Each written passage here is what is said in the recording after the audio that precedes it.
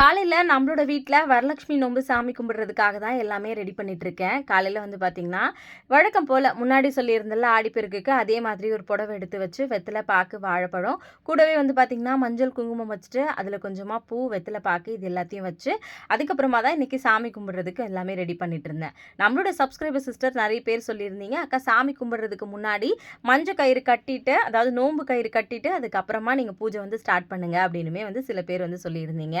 இந்த வருஷம் புதுசா தான் நோன்பு கயிறு வந்து கட்டியிருக்கேன். ஏன்னா, இதுவரைக்கும் அந்த மாரி கட்டி நான் சாமி வந்து கும்பிட்டது கிடையாது. நீங்க சொன்னதுனால இந்த வருஷம் வந்து ட்ரை பண்ணியிருந்தேன். அதுவுமே ரொம்ப பாசிட்டிவா, ரொம்ப ஹேப்பியா வந்து இருந்துச்சு.